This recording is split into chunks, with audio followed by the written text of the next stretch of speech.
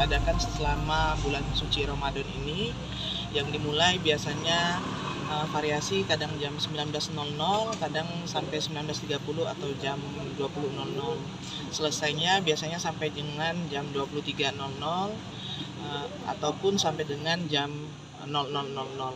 Jadi giat patroli malam ini untuk di awal-awal kita memang melakukan himbauan atau sosialisasi terhadap surat edaran yang sudah dikeluarkan oleh Wali Kota Palembang nomor 12/SE/PP/2022 mengenai pembatasan jam operasional untuk kafe, diskotik, restoran selama bulan suci Ramadan, dan termasuk juga untuk spa dan PPUT. Jadi kita melakukan himbauan sosialisasi kepada para pelaku usaha.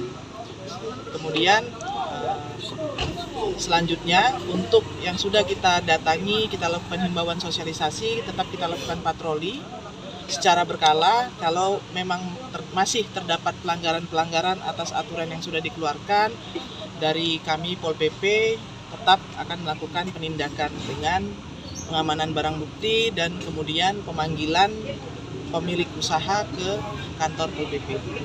Untuk yang di pasar tadi, Bu?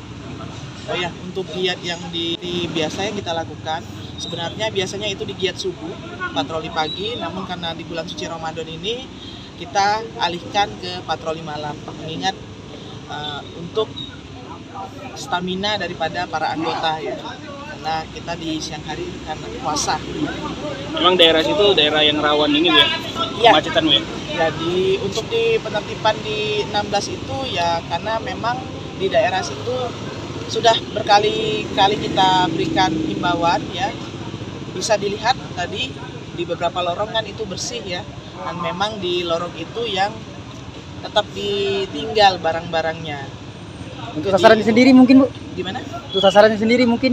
Ya, harapannya para pelaku atau pedagang itu memiliki efek jera, karena sebenarnya kan kita sudah berikan kelonggaran kepada para pedagang di Pasar 16 untuk jam buka itu jam 11 ya, untuk loading bongkar pasang, karena Perwali itu buka pedagang-pedagang yang di luar daripada area Pasar 16, gedung Pasar 16 itu pukul 1. Jadi kita untuk loading itu kita perkenankan dari jam 11. Namun dengan catatan barang-barangnya itu tidak ditinggal.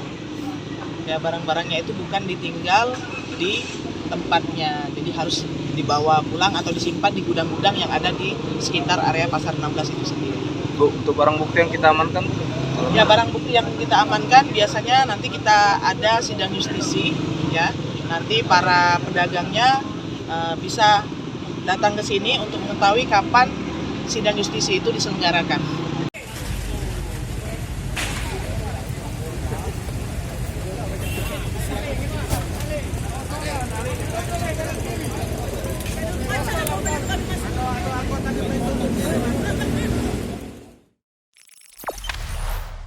Jangan lupa subscribe, share, komen, dan like ya.